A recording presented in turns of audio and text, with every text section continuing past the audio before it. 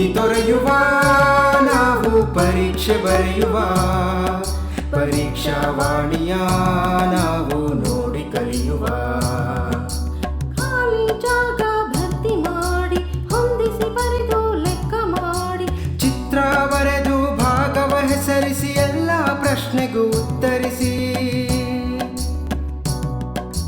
Pass fail ಗೆಲುವು ಸೋಲು ಜೀವನ ಎಲ್ಲಕ್ಕಿಂತ ಮಿಗಿಲು ಅಂಕಗಳೆಂದರೆ ಮೇಲಿನ ತೊಗಟೆ ವಿದ್ಯೆ ಅದರ ಒಳಗಿನ ತಿರುಳು ಭೀತಿ ತೊರೆಯುವ ನಾವು ಪರೀಕ್ಷೆ ಬರೆಯುವ ಪರೀಕ್ಷಾವಾಣಿಯ ನಾವು ನೋಡಿ ಕಲಿಯುವ ಪರೀಕ್ಷಾವಾಣಿಯ ನಾವು ನೋಡಿ ಕಲಿಯುವ ಪರೀಕ್ಷಾವಾಣಿಯ ನಾವು ನೋಡಿ ಕಲಿಯುವ ಪರೀಕ್ಷಾವಾಣಿ. Namaste. I welcome all my beloved SSLC students for the content based revision classes. I am Venkatesh Vaidyail. I am teaching maths for last 22 years. I am working in Government Bagalur High School and Bangalore North. I actually going to somehow teach certain problems on theorems of triangles based on similarity. So we will consider the problems on triangles and on the theorems. Let us recall what you have learnt about the theorems. So in 10th standard actually you have learnt Thales theorem and criterion for similarity of triangles, and let us consider triangle LMN and triangle PQR here, and we have named them as such. And the criterions are, first of all, the corresponding angles criterion, secondly proportion of corresponding sides and proportion of any two corresponding sides and the angle in between them. The fourth criterion is the areas of similar triangles. So we have studied all these in the previous classes itself. So we will even discuss certain problems on Pythagoras theorem, and here as we can recall, this AC is the hypotenuse and its square is equal to sum of the squares on other two sides. So let us consider the first problem. So in the diagram, if DE parallel to BC, we have to find EC. So actually before going to solve the problem, let us read the diagram. In this diagram, AE is 1 centimeter, AD it is given, it is 1.5, and DB is 3 centimeters. We have to find this EC. So in triangle ABC, DE is parallel to BC, it is given here, DE is parallel to BC. Therefore, the ratio of the corresponding sides AD by DB is equal to AE by EC. So it is from Thales theorem. Now let us substitute the values. AD is 1.5, BD is 3 centimeters, and it is equal to 1 by EC. So let us cross multiply. EC into 1.5 is 1 into 3. So on simplification, EC is 3 into 1 by 1.5, which is 2 centimeters. So the length of EC is 2 centimeters. So let us consider the second problem. So in the diagram, if LM is parallel to CB and LN is parallel to CD, prove AM by AB is equal to AN by AD. So let us analyze the diagram, let us read the diagram. So in triangle ABC, ML and BC they are parallel on the top, and LN and CD they are parallel, it is given.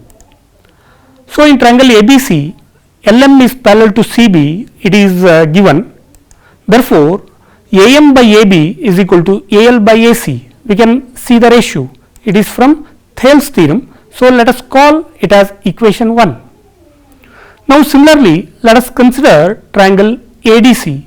So here LN is parallel to CD. Therefore we can easily tell AN by AD is equal to AL by AC. So let us call this as equation 2. This statement is also got by Thales theorem itself. Now from axiom 1 we know that AL by AC and AL by AC are present in both the equations. Therefore AM by AB should be equal to AN by AD. So let us move on to the third problem. In trapezium ABCD, AB parallel to CD and diagonals intersect at O. If AB is equal to twice of CD, then find the ratio of the areas of triangle AOB and triangle COD. So let us find the solution. So let us find the trapezium ABCD. We have drawn it. As it is already given, AB is parallel to CD and the diagonals are AC and BD. We know that AC and BD they intersect at O, it is given, and since AB and CD they are parallel, therefore we can tell that this AC and DB they are transversals. We can recall from the studies of 8th standard that if any transversal cuts any two parallel lines, then alternate angles exist, vertically opposite angles exist. Therefore we can easily tell that from the diagram itself angle 1 is equal to angle 2. Similarly angle 4 is equal to angle 3. Therefore we can conclude like this. So let us solve it in the written form. In triangle AOB and in triangle COD we can find alternate angles as 1 and 2 and 5 and 6 as the vertically opposite angles. There is one more pair of alternate angles, they are 3 and 4, they are equal. Therefore from AA similarity criterion we can tell that triangle COD is similar to triangle AOB. But the fact required, the problem requires us to find the areas of triangle AOB and triangle COD.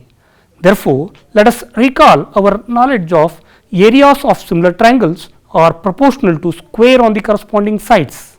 Therefore area of triangle AOB by area of triangle COD is equal to AB square by CD square. So let us substitute the value of AB, it is given AB is nothing but 2 times CD. Therefore let us substitute AB square as 2 CD whole square by CD square. So on simplifying, area of triangle AOB by area of triangle COD is equal to 4 CD square by CD square. So which is nothing but 4 by 1 as CD square and CD square gets cancelled. Therefore the ratios of the areas is equal to 4:1. So let us move to the next problem. So let us consider the problem like this. The heights AD and CE of triangle ABC intersect each other at P. Then prove that triangle AEP is similar to triangle CDP, triangle ABD similar to triangle CBE. So let us see the diagram. AD is perpendicular to BC, AE is perpendicular to AB. So let us consider the first one here. So in triangle AEP and in this triangle AEP and in CDP, let us consider these two triangles. So in these two triangles we can easily find that this angle E is equal to this angle D.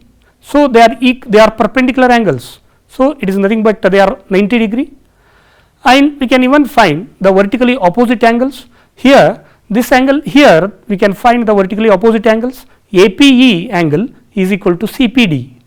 Therefore we can conclude that from A criterion these two triangles, angle APE, this triangle and this triangle CPD, they are similar. Now let us consider the second one in triangle ABD. So in triangle ABD we can see it here AB ABD and CBE we can see E, C and B. So in these two triangles we can find right angles again. Angle ADB is equal to angle CEB. So CEB is equal to angle ADB, they are 90 degree.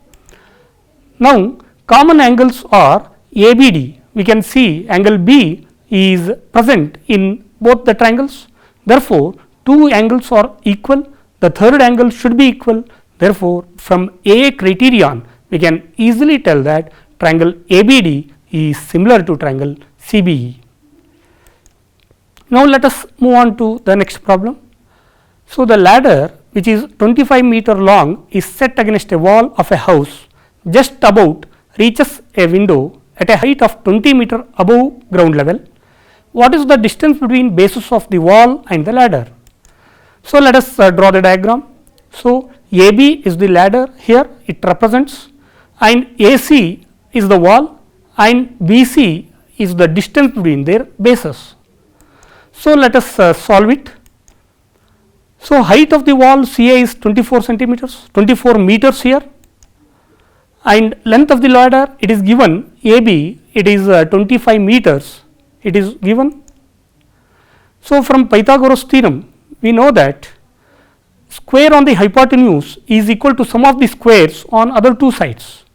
Therefore, this is AB, it is nothing but hypotenuse, and the other two sides, sum of the other two sides, square on the sum of the other two sides are AC square plus BC square. So, let us substitute the values. AB square is 25 square, AC square is 24 square plus BC square. Let us simplify this. So, BC square is nothing but 625 minus 576, they are the values of squares of 25 and 24. Therefore, BC square is nothing but 49, 49 is the square of 7. So, it is a simple way of solving, but if we have somehow recalled our triplets, we can easily find the third side as 7. See, in this we can see that 25, 24 and 7 they are the triplets. If 25 represents AB, 24 as CA and 7 should be BC. If we recall it easily, we can cross check or we can easily solve the problem also. Now, hence we can tell the distance between their bases is 7 meter. Now, let us move on to the next problem. So, in the diagram, if AD perpendicular to BC, then prove that AB square plus CD square is equal to BD square plus AC square. So, in this diagram we can see, so AB square is the base here and CD square we can see this side CD square and BD square is here BD square and its sum is square of its sum with AC. Now, let us see it. So, in triangle ADC, AD is perpendicular to CD. By seeing the diagram itself, as AD is perpendicular to BC, AD should be perpendicular to CD. Now, by using Pythagoras theorem, we can tell AC is the hypotenuse, therefore, AC square is equal to sum of the other two squares. Then, similarly, in triangle ADB, the triangle which is at the below, AD is perpendicular to BD, we can tell that AB square is equal to AD square plus BD square. So, let us call these two equations by 1 and 2. Now, let us subtract these two, thereby we can get 2 minus 1 is nothing but AB square minus AC square, which is BD square minus CD square. Now, let us rearrange so that we can get what is required. Therefore, AB square plus CD square is nothing but BD square plus AC square. Now, let us move on to the next problem. Two cars have started to move from a station. A car A is moving towards north with a speed of 200 km per hour. The distance between these two cars after 1.5 hours is 500 kilometers, as the car B is moving towards west. What is the speed of car B?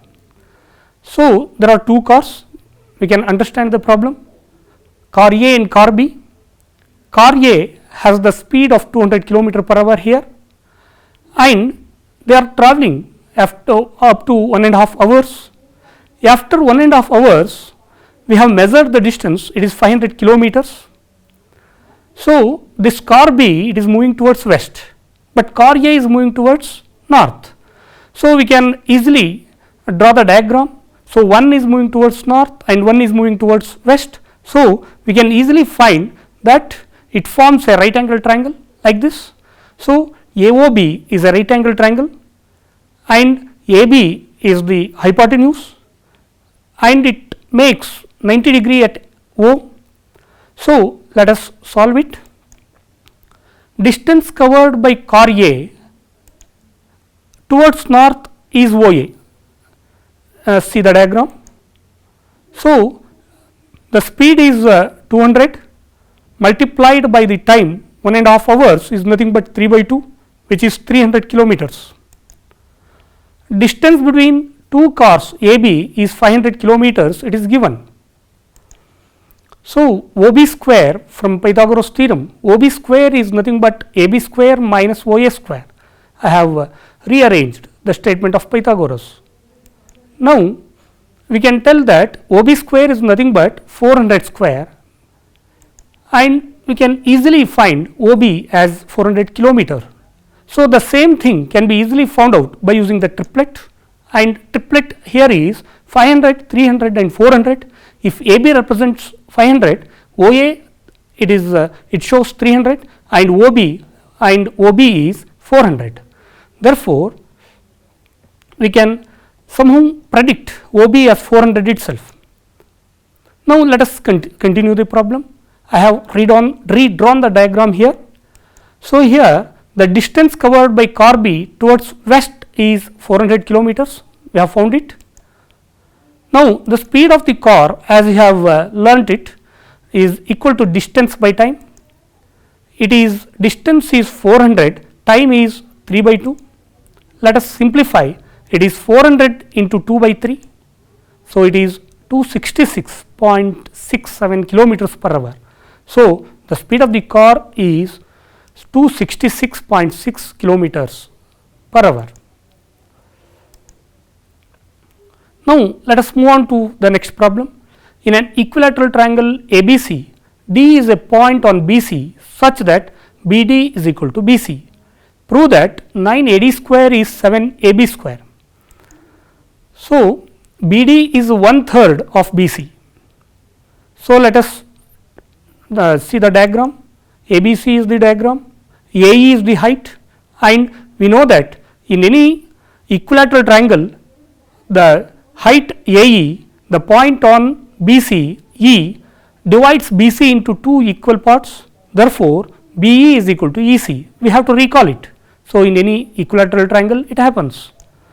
Now, length of each side BX, let us assume each side BX. Therefore, AB, BC and AC, they are all equal to x. Now, what is BD and what is BC then? So, BD is 1/3 of BC, it is given. So, let us substitute BC as x. So, it is nothing but x by 3. So, if it is x by 3 here, so AE the height as we have already discussed on that, and E is the point on BC such that BE is equal to EC as it is an equilateral triangle. Therefore, it is nothing but x by 2 as BC is x. So, BE is half of x. Now, let us find DE. So, DE is nothing but we can easily see that DE is nothing but BE minus BD.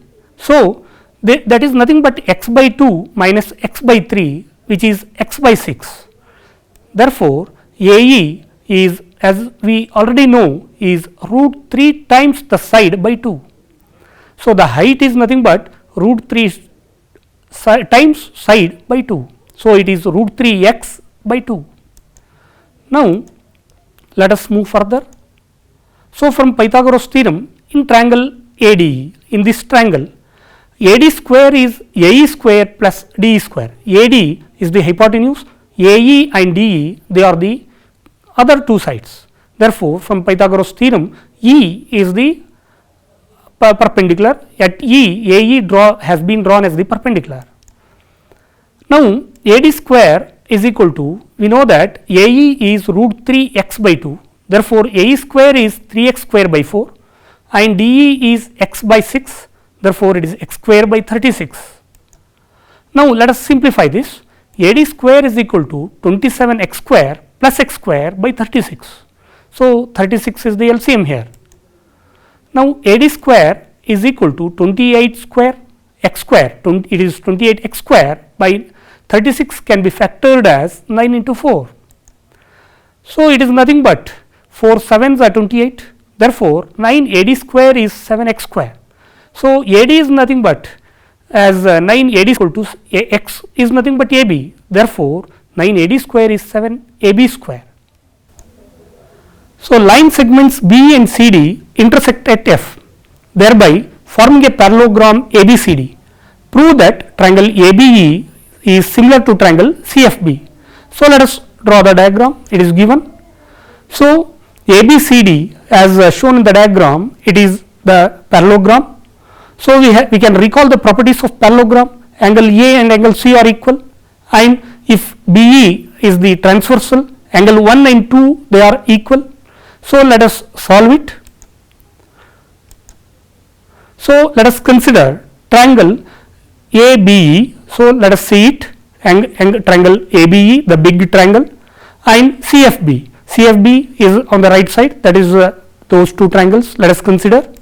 So, in these two triangles, let us find opposite angles of ABCD. So, they are the opposite angles of a parallelogram. Angle A, here the angle A is equal to angle C, and it is equal to angle FDE because they are corresponding angles. Now, AEB, angle AEB, you can see it, AEB at the top is equal to angle CBF, it is at the bottom, right bottom. We can find that they are equal and they are alternate angles because BE is the transversal. Therefore, angle and even angle EFD is equal to angle BFC, they are vertically opposite angles. Therefore, we can easily tell that triangle ABE is similar to triangle CFB. So, this is by AAA criterion, we have already discussed. So, let us read the problem.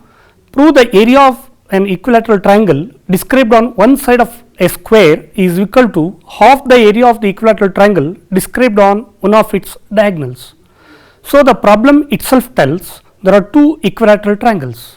So, if there are equilateral triangles, before actually going to solve the problem, we can easily tell that those two triangles are similar based on AA criterion. Now, let us see the diagram. In the diagram, AB is the side of the square ABCD and triangle AEB is on the side AB, and there is one more triangle, we can see that it is DBF and it is on the diagonal DB. Now, from this we can tell that AEB and BDF, those two triangles, they are similar. Now, let us see the thing. So, let ABCD be the square of a side A. So, let its diagonal DB is equal to root A square plus A square, which is nothing but A root 2, and we can prove this by using Pythagoras theorem, because DB is the hypotenuse and AB and AD, they are the sides of triangle ABD. So, we have found the length of diagonal AB, diagonal DB, and we can find the desired equilateral triangles here. So, they are triangle ABE and triangle DBF. Now, each side of triangle DBF is A root 2, and similarly each side of triangle ABE is A. So, from this we can tell that triangle ABE is similar and to triangle DBF. If these two triangles are similar, from the theorem, ratios of the areas of triangles is proportional to square on the corresponding sides, and this you have already studied.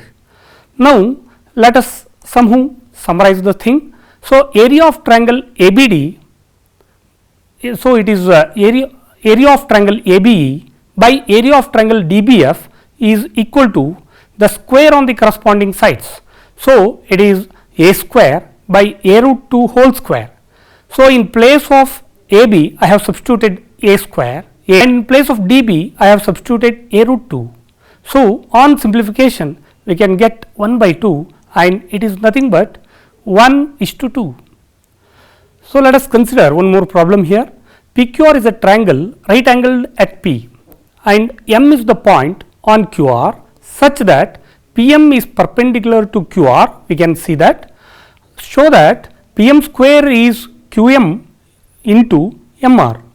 So, angle P is the right angled vertex and again for triangle QMP M is the right angled vertex and for triangle PMR M is the right angled vertex. So, let us solve this. So, let us assume angle MPR is x. So, this angle Bx. Now, in triangle MPR, in this triangle, so angle MRP, this angle is 180 degree because sum of three angles of a triangle is 180 degree minus this is 90, angle M is 90 and this is M, we have already assumed MPR as x, therefore, it is 90 minus x. So, angle MRP is 90 degree minus x. Now, similarly in triangle MPQ in the above triangle, we can see that angle MPQ is equal to 90 degree minus angle MPR because it is nothing but 90 degree minus x. Again angle MQP, so the top angle, the vertex angle MQP is equal to 180 degree minus 90 degree minus 90 degree minus x, which is nothing but x itself. So, let us reconsider triangle QMP and triangle PMR. So, angle MPQ is equal to angle MRP and both are equal to 90 degree minus x. Angle PMQ is equal to angle PMR is equal to 90 degree. Angle MQP is equal to angle MPR, it is x, we have already proved it and we have assumed initially. Hence, by A criterion we can presume that these two triangles are similar.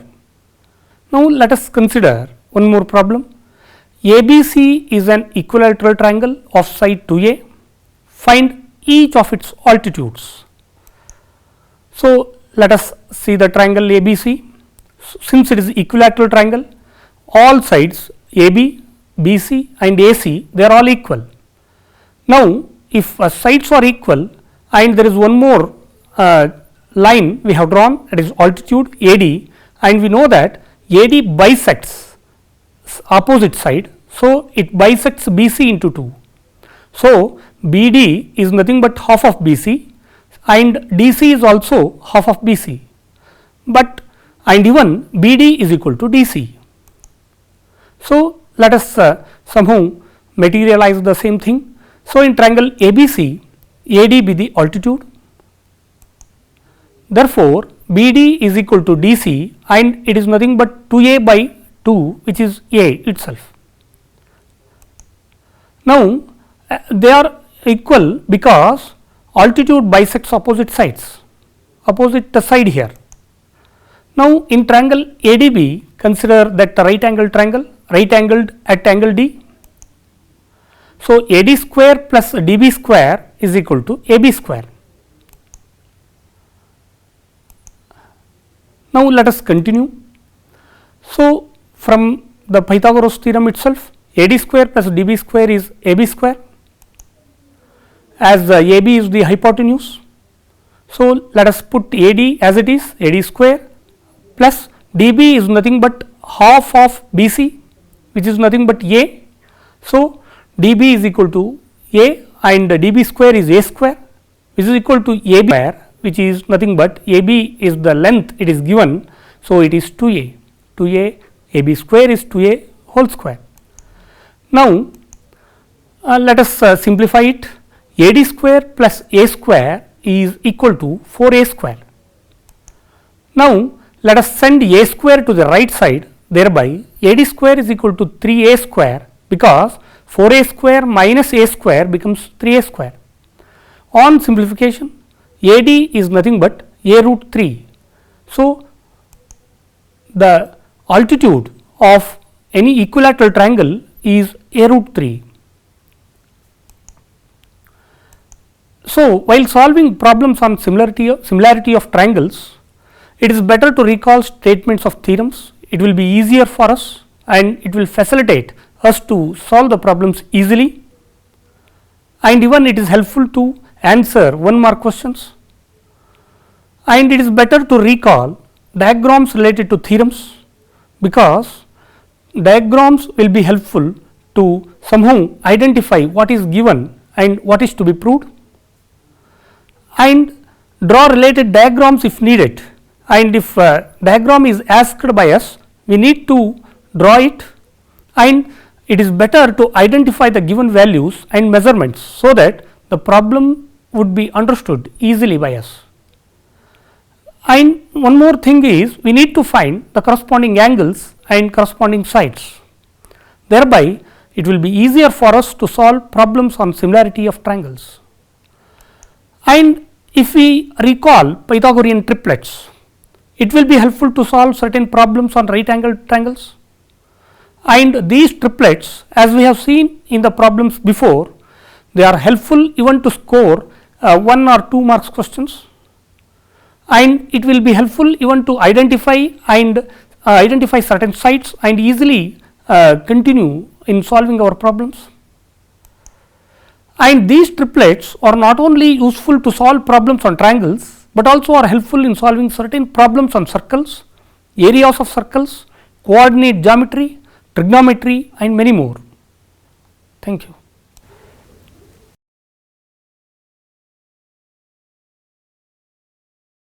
Hi, welcome to Pariksha Vani classes. I am your teacher Rakib. Today we will learn the topic electricity, electric current. Electric current in a conductor means it is nothing but the total number of charges that are flowing through any one particular area in a unit time. That means electric current is the count of the total number of charges with respect to time. We calculate the electric current by using the formula I is equal to Q by T, where Q is the total number of charges and T is the time. I is used for electric current. Earlier, when electric current was found, or it was believed that the charges that were flowing through the conductors were having a positive charge. That is why it was believed that the direction of electric current was plus to minus. But later on, now we realize that the charges that flow through a circuit, electrical circuit, are nothing but electrons, and they have a negative charge. That is why the direction of flow of electrons is minus to plus, but conventionally we have believed that the direction of electric current is plus to minus. How are we going to measure electric current? So, what is this Coulomb? Coulomb is the charge of electrons. So, one electron, the charge is equal to 1.6 into 10 to the power of minus 19 Coulomb. So, by adding how many electrons can we get a charge which is equal to 1 Coulomb is the question.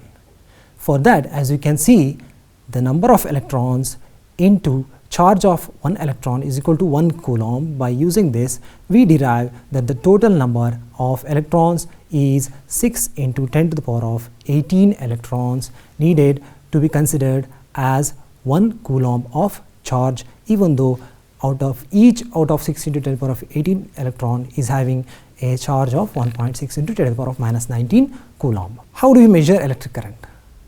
We measure the electric current by making use of this instrument called as ammeter, always connected in a series manner in an electrical circuit. What is this series manner, series pattern? We will see later in our working circuit diagrams in the next slides. So, the SI unit of electric current is ampere. So, current is Q by T, Q is charge, that is coulomb, T is time, that is in 1 second. So, one charge, 1 coulomb of charge, that means 6 × 10⁻18 electrons, if they pass through the conductor in 1 second, we call it as 1 ampere. Let us use a formula to calculate the charge by using the formula I is equal to Q by T, which we learned just now. Here in this problem, a current of 0.5 ampere is drawn by a filament of an electric bulb for 10 minutes. We have to find the total electric charge. You know that the charge is denoted by Q, I and I is the current, T is the time. When we take I is equal to Q by T, then if we cross multiply, Q is equal to I into T. We are substituting the values 0.5 A, this is current, and time is 600. How did we got 600? 10 minutes into 60 is 600 seconds. So, now we reach the value 300. What is this 300? It is coulomb. Coulomb means charge. The total charge is 300 coulomb. Just observe carefully here. We have a cell, we have a resistor, we have an electric bulb. All these we know. But what is present here on the other side? These are the symbols which are used to symbolize or denote these equipments that we make use of in our daily life. Apart from those, here we have a whole bunch of many electrical components and their symbols. We have to remember these symbols in order to remember and in order to discuss the next concepts in electric current. So, remember all these symbols carefully. Now, electric potential and potential difference. If we want to move any object, we need to do work on it. We need, unless an object is displaced from one point to another point, we don't say work has been done. In the same way, here the objects that are moving are charges, and to move those charges, work has to be done. So, who does the work? It is the power source or a battery. The battery, it does the work to move the charges from one point to the other. If you take a 1.5 volt battery or any other, that is the source that is doing the work in an electrical circuit.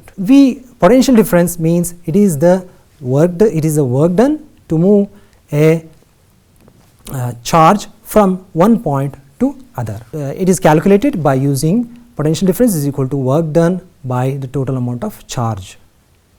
V is equal to W by Q. The SI unit of electric potential is volt. 1 volt is equal to 1 joule of work, and to displace to transfer 1 coulomb of charges. 1 joule by 1 coulomb is 1 volt, work done by charge. Now, we have seen work done by charge is equal to 1 volt, and we shall solve this problem here. So, how much work is done to move a charge of 2 coulomb across 2 points having a potential difference of 12 volt, that means a battery which having 12 volt power supply. Here we find the formula, we know the formula V is equal to W by Q. Using that, W is equal to V into Q. So, the total work done is 24 joules. In order to measure the potential difference in the electric circuit, we make use of the voltmeter, and remember it is always connected in parallel to measure the potential difference at any 2 points in the electric circuit. So, now we have learned some basic concept of electric current. We are going into the second concept, that is the Ohm's law. Here what we will do is we will try to find the relationship between the potential difference, that is the source that we are applying there, and the current which is flowing through the resistors. Here we measure the current. What relation do these have? We need to find it through this working experiment. So, let us start the case 1, that is the potential difference is 1 volt. when the potential difference is 1 volt, we find that in the ammeter the reading is 2 ampere. So, we have noted it down. V and I, V is potential difference, I is the electric current, it is 1 volt and 2 amperes. Now, we will take the ratio V by I, we are dividing 1 by 2. So, case 1 results are with us. Now, what about case 2? What we will do in case 2? In case 2, can you observe, we have increased the power source, we have added another battery. Now, let us see what will happen. 2 volt is the power source that we are giving to this electric circuit. Now, you can see the ammeter is showing 4 amperes. Rest of all the things are same. So, we will note it down, but one thing we are finding here is the ratio is 1 by 2, and another thing is if we increase the voltage, the current is also increasing. Go to the case 3, that is the last case. We can go on, but for time being we are increasing it the third battery, we are adding 3 volts of electric current or potential difference. So, now we shall measure the electric current, it is 6 amperes in the ammeter. So, again the ratio is 1 by 2, the current is increasing when we increase the volt potential difference, but the ratio is still the same. These are the 2 observations we can find from this circuit we have seen from this experiment. Let us write it down. What is this? This is proportionality symbol, where we are telling that when we increase the potential difference, the electric current is increasing in any electric circuit, and V by I, the value is constant. It was constant earlier in our experiment, 2 amperes. So, V by I is equal to, we shall call it as R, that constant is called it as R. So, when we cross multiply, V is equal to I into R. George Simon Ohm did this, and this is what we call as Ohm's law. The potential difference V across the ends of a given metallic wire in an electric circuit is directly proportional to the current through it, provided, very important thing, the temperature has to be same. These are the points that we already discussed, we have noted it down. Now, what is 1 ohm? Ohm is the unit of resistance, and what is 1 ohm? 1 ohm is 1 volt by 1 ampere. When 1 volt of current is passing, 1 volt of potential difference is provided to the circuit, and 1 ampere of electric current is passing through the circuit, then it is called as 1 ohm. Now, let us come to the third point which we are learning, that is the factors on which resistance of a conductor depends. Let us find what factors on which the resistance of a conductor depends. This is the second experiment, remember we are doing. This is the case 1. We have taken a nichrome wire, AB is a nichrome wire. Now, we will give the power source in the electric circuit and note down the electric current in this nichrome wire, passing through this nichrome wire. So, the electric current is 4 amperes. Now, let us go to case 2. What we will do in case 2? We have increased the thickness of the wire. Whether when we give the power source in this circuit, whether we will find any difference, let us see. So, as you can see, the electric current is more. So, it is around 6 amperes. So, why did we get more electric current? We increased the thickness of the wire. Now, we have got 2 things. When we increase the thickness or increase the area of cross section is just the thickness. Thickness is called the area of cross section. Then we will get more current, electric current. More current means less resistance. So, what is this resistance? See, when as we said, the electric current means the flow of charges. When the charges is flowing through a conductor, charges are flowing through a conductor, then the atoms of the conductor, they collide with the electrons, because of which the movement of electrons gets stopped or discontinued.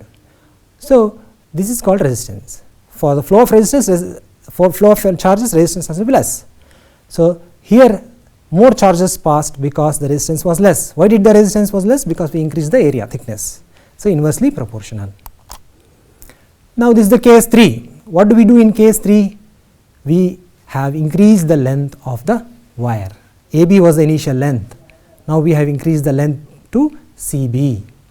Now, let us see what will happen, whether the current will increase or decrease, that is the question. So, we have increased, we have given the power source now and we are measuring the electric current. You can see it is 2 amperes.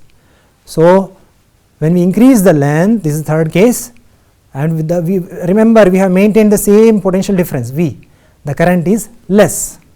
So, the current is less means less number of charges are passing through the wire CB. Less number of charges passing means more resistance is there in the wire. So, when we increase the length, resistance is more. When we increase the thickness, resistance is less. So, let us write the third point, which we trial which we did. Resistance of a conductor increases when the length of the conductor increases.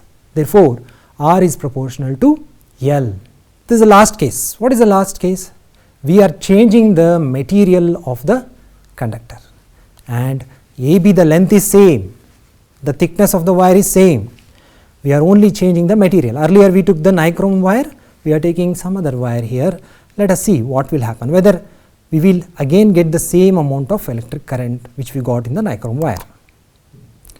So, now we have got around 5 amperes of electric current in the ammeter. We will note it down. The last case, we have changed the material. Now, we are getting the current of 5 ampere.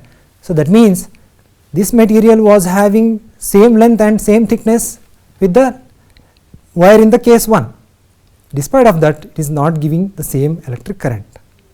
That means this nichrome wire is having a different resistance, this wire is having a different resistance. The material, when it changes, it has different resistances. So, by varying the nature of material, the current flow varies. So, the inference is resistance of a conductor varies when the material of the conductor varies. So, we will write down all those things. The resistance, R is resistance, L is the length, it is directly proportional, we have seen. Area of cross section is A, it is inversely proportional, that means area increases, resistance decreases. By combining both, in the numerator we have put L and denominator A. So, now this rho is the constant of proportionality and it is called the electrical resistivity. So, electrical resistivity is used to compare different materials when we are choosing material for different purposes. Sometimes we may need electrical resistance more, then we choose the material which is having high electrical resistivity. For example, in an electrical iron box, we choose materials which are having more electrical resistivity. Whereas in fan, we do not use materials which are having more electrical resistivity. Now, we will go to the next thing. So, here we are comparing the electrical resistivity of conductors, alloys and insulators. So, as you can see, the conductors are very high or low in resistivity, that means electric current flows easily even though there is some resistance in it. In alloys, it is little bit more compared to the conductors or metals, we can say, and in insulators the resistivity is very high. Here I want to add one point. See, when electric current is being used, in one or the other way there is some heat as a byproduct, that is what we call as heating effect. We will come to it later. Now, we will solve a problem on Ohm's law. Here, how much electric current will an electric bulb draw from a 220 volt source if the bulb filament is 2200 ohm. So, now we need to find the electric current. So, I is equal to V by R is the formula we use to find the electric current. I is equal to V by R, and in the second sub question we need to find the current in the electrical heater. We find by V by R it is equal to 2.2 area. So, we are using the formula V is equal to IR. Two things will be known, one unknown quantity we need to find. Now, we will go to the third concept, that is the resistance of a system of resistors in series and parallel. Now, first thing we will learn series. So, this is the third experiment we are doing. Now, what we need to think about is what is the electric current that we get. These three are the resistance in series, one after the other. If we are connected, it is series. One over the other, if that is the another pattern that we will come to later. Let us see what will happen here.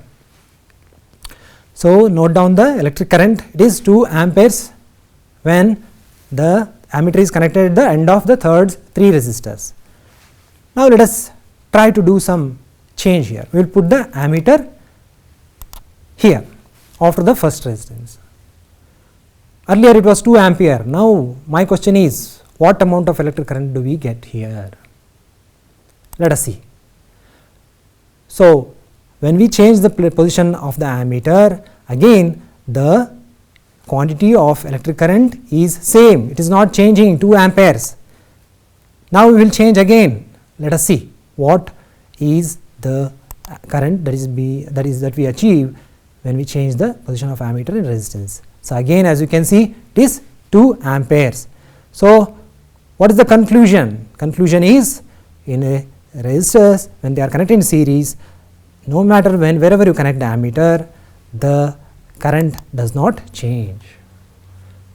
Now, in the third experiment we have another thing. What is this? We have connected a voltmeter. What will it do? It will measure the potential difference. Where it will measure? It at the points where it is connected. So, we have connected it at the first resistor, 1 ohm resistor. Let us see whether the potential difference is also same or whether it will vary. Keep thinking. Let us see now. So, we are seeing a potential difference of 2 volts, resistance of 1 ohm, current of 2 amperes, resistance of 1 ohm, 2 into 1, the voltage is 2 volt. Second resistor, what is the potential difference? Whether again 2 volt, this is the 2 ohm resistance, whether we will get 2 volt, let us see. So, we have the ammeter is showing same 2 ampere current, resistance is 2 ohm. What is the potential difference? It is 2 into 2 IR, it is 4 volts.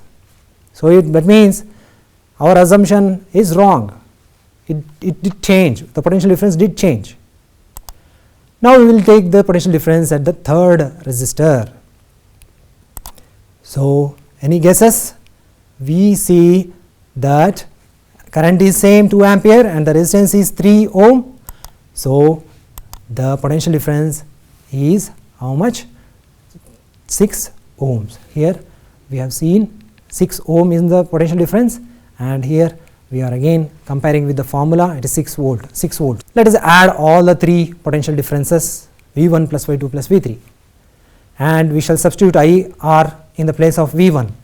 One thing you need to observe, 2 plus 4 plus 6 is the 3 volt potential differences at 3 resistors is equal to the source potential R 12 volt. So, by taking the by substituting IR in place of V, that is Ohm's law, by taking common we are finding that RS is equal to R1 plus R2 plus R3. So, this is the series resistance. Total resistance of the circuit we can get by just adding the resistors. This is the conclusion. So, by adding the resistors we will get the total resistance of the circuit when the resistors are connected in series. So, here is the problem. You can see 2 resistors, bulb is also a resistor, there is another resistor symbolically given there. So, one is having 20 ohm, another is 4 ohm. If you add those two, that is the series resistance, total resistance RS. That is the first sub question. And what is the current flowing through the circuit? Current we can find by Ohm's law, V is equal to IR. V is known here, V is the value 6 volt, R is given 20, we have found it. So, current is equal to V by R, we will get 0.25 ampere. So, now we are entering in the third experiment the second sub experiment. Here we are connecting the resistors in parallel. Just observe, one below the other, across, they are connected across, not one after the other as in series.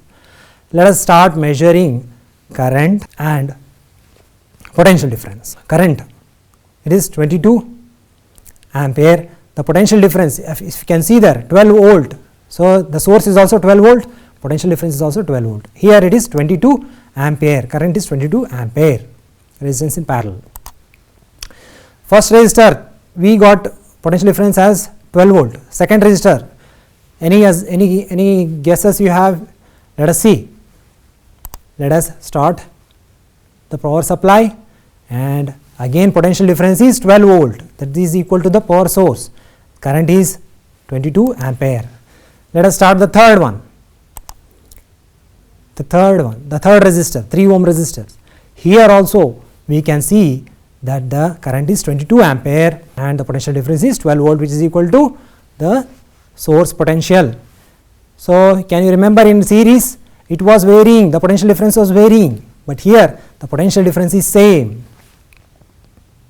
In series the current was not changing, series circuit. Here it is same, but we have measured it at the end, total resistance. Let us see what will happen if we connect this ammeter here.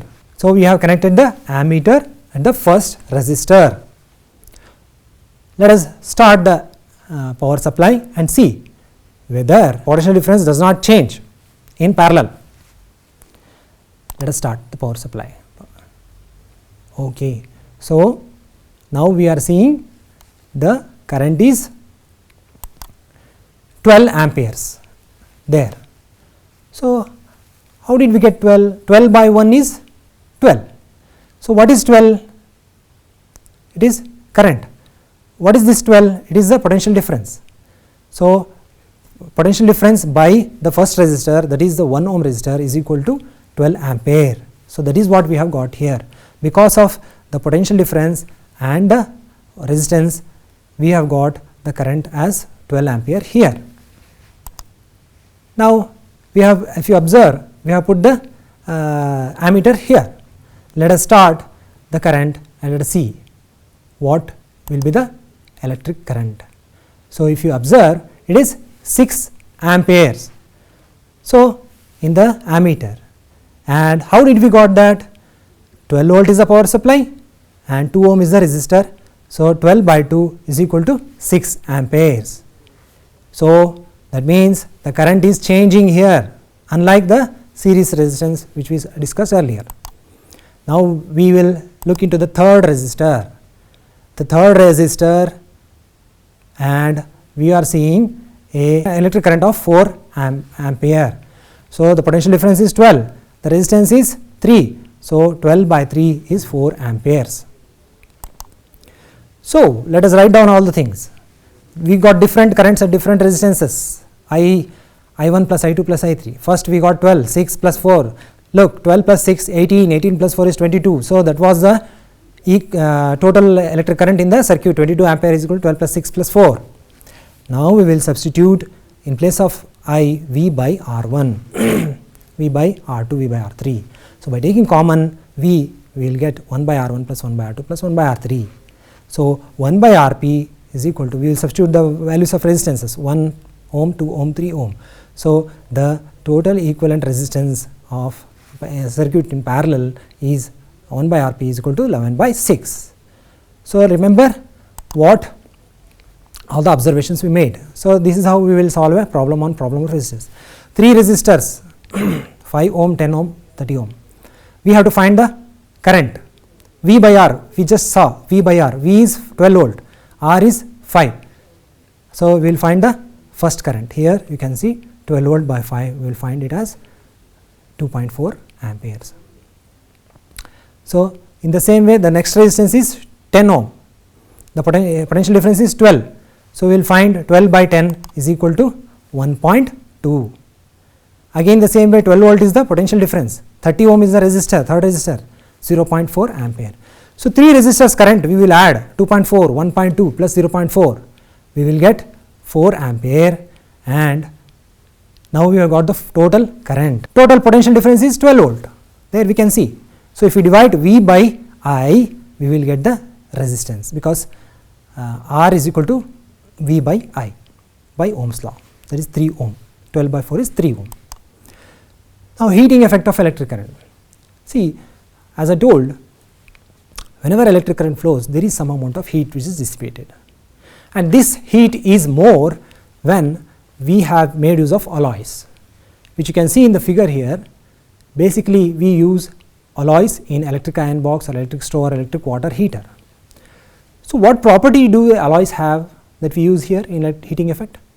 They have more electrical resistivity. That means they resist the flow of charges. So, because of the when charges are moving through these alloys, they collide with the atoms of the alloys. So, because of such collisions, the heat energy is generated. So, electric current when flowing through a circuit which is high in resistance, the electrical energy gets dissipated in the form of heat. This is known as heating effect of electric current. Now, before going to Joule's law, we have a lot of applications in heating effect of electric current. If you take the example of fuse, if you take the example of bulb, the filament is made up of tungsten. The property which tungsten has is it has high electrical resistivity. Because of this, the electrical resistivity is high, it avoids the flow of charges. More collisions happen. Because of it, heat is dissipated. Because of that heat, too much of heat will ultimately lead to production of light. And remember, in bulb, nitrogen and argon gases are used to avoid the filament being worn out or being evaporated. To avoid that, it is used. And coming to fuse, fuse is for the safety of domestic establishment, because or any industrial establishment, because more charges, more potential difference leads to electrical hazards, and it destroys the equipment and many other ways. To avoid it, we have to stop the flow of more charges. So, we use the fuse, which is made up of tin and lead. What property does fuse have? Fuse have a property of high electrical resistivity. That means it gets heated up easily, but it has very important property, it has low melting point. So, that low melting point makes the fuse to melt and stop and disconnect the power supply to the entire establishment only when electric current is more. So, that is why we make use of fuses. They come in various varieties: 1 ampere fuse, 2 ampere fuse, 3 ampere or 5 ampere and 10 ampere fuse. So, that number, it signifies that 10 ampere fuse means 10 ampere of electric current can flow through that fuse. If you give more than 10 ampere of electric current, then it will melt and stop and this gets disconnected. That is how it saves the power, it saves the houses and establishments. We need to, you choose the fuse based on the requirement of the need of the establishment. So, this is Joule's law of heating. So, to move 1 unit of charge, we call it as work done or potential difference. If we move q charges, as you can see there, more number of charges are there. If you move more number of charges, q number of charges, then the work done is V into q. For 1 charge, the work done is V. For q number of charges, the work done is V into q. Now, that is the work done, but work done along with the time, if you take it, then it is power, that is rate of doing work. Now, if you cannot do work if you do not have energy, so if you want to do more work, you have to use more energy. So, more, that means you are using as much energy as you are doing work, or the other way, as much work you are doing, that much energy you are using. So, both the things, work by time, work done by time for power, and energy used by time for power are same. So, work done, we have seen q number of charges are being moved by potential difference V. So, work done is VQ and the time taken is T. or we already know Q by T. Initially we learned about electric current. Q by T means I. So, power is equal to V I. That is the formula to find power. So, we just told that power is equal to energy by time. So, energy is equal to power into time by just cross multiplying the previous formulas that you just saw. So, all this energy gets dissipated. So, in these alloys that we are talking about in heating effect of electric current. So, that is why energy, all the energy, most of the energy that is being supplied to the device or instrument is converted into heat. So, energy used is nothing but the heat produced, because as much energy it is using, because of high resistivity, it is producing that much amount of heat. So, heat produced is equal to power into time. So, H is equal to VIT. Heat produces H, power is VI and time. So, H is equal to I squared RT, because V is equal to IR, that is by Ohm's law. So, here this is what the Joule's law of heating tells.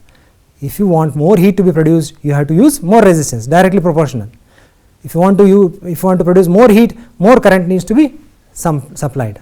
If you want to produce more heat, more time that device has to be in use. So, that is what we have written down here. Heat produced in a resistor is directly proportional to the square of the current for a given resistance. Heat produced in a resistor is directly proportional to the resistance, directly proportional for a given current. And heat produced is directly proportional through the time that the device or the resistor is in use. Now, let us solve a problem on this Joule's law of heating. 100 joule of heat each second in a 4 ohm resistance. Find the potential difference. So, heat is given and the resistance is given. So, time is given each second. So, all those things we note down, H, R and T. Now, we need to find the potential difference. So, as you know, the H is equal to I square RT. By using that, we know that I is equal to square root of H by RT.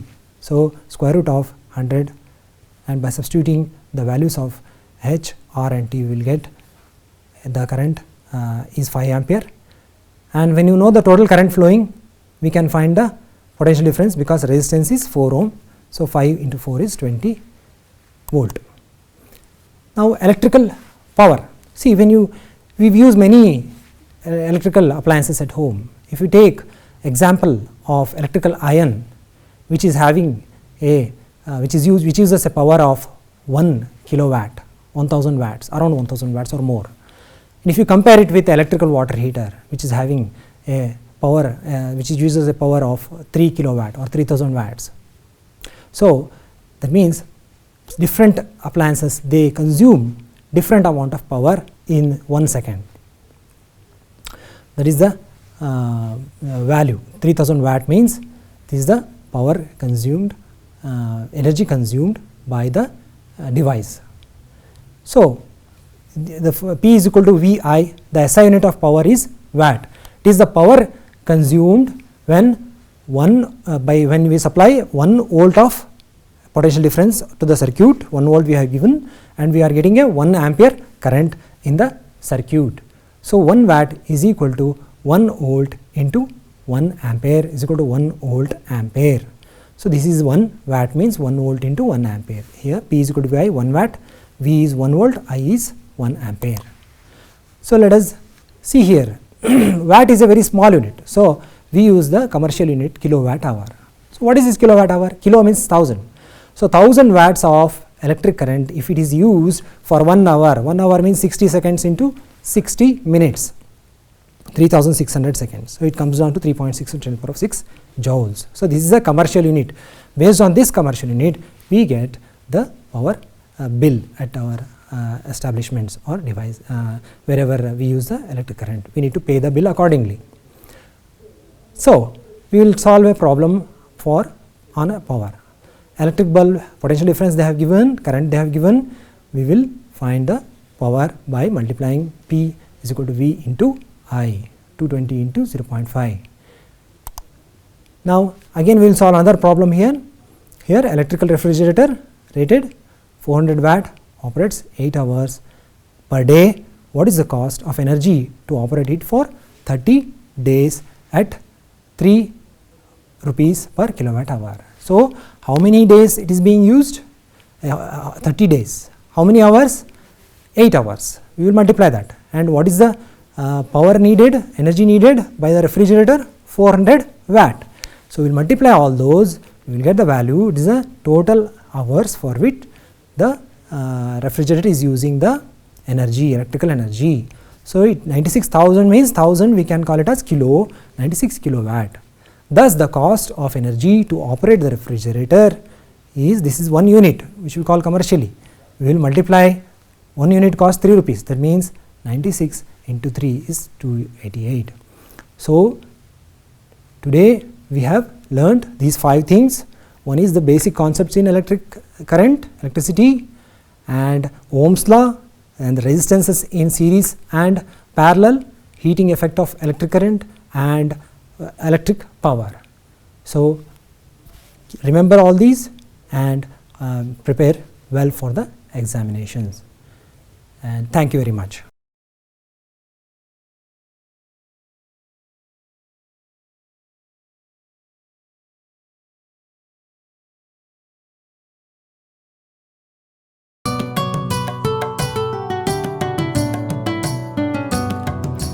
ಭೀತಿ ತೊರೆಯುವ ನಾವು ಪರೀಕ್ಷೆ ಬರೆಯುವ ಪರೀಕ್ಷಾವಾಣಿಯ ನಾವು ನೋಡಿ ಕಲಿಯುವ ಖಾಲಿ ಜಾಗ ಭರ್ತಿ ಮಾಡಿ ಹೊಂದಿಸಿ ಬರೆದು ಲೆಕ್ಕ ಮಾಡಿ ಚಿತ್ರ ಬರೆದು ಭಾಗವ ಹೆಸರಿಸಿ ಎಲ್ಲ ಪ್ರಶ್ನೆಗೂ ಉತ್ತರಿಸಿ ಪಾಸು ಫೇಲು ಗೆಲುವು ಸೋಲು ಜೀವನ ಎಲ್ಲಕ್ಕಿಂತ ಮಿಗಿಲು ಅಂಕಗಳೆಂದರೆ ಮೇಲಿನ ತೊಗಟೆ ವಿದ್ಯೆ ಅದರ ಒಳಗಿನ ತಿರುಳು ಭೀತಿ ತೊರೆಯುವ ನಾವು ಪರೀಕ್ಷೆ ಬರೆಯುವ ಪರೀಕ್ಷಾವಾಣಿಯ ನಾವು ನೋಡಿ ಕಲಿಯುವ ಪರೀಕ್ಷಾವಾಣಿಯ ನಾವು ನೋಡಿ ಕಲಿಯುವ ಪರೀಕ್ಷಾವಾಣಿಯ ನಾವು ನೋಡಿ ಕಲಿಯುವ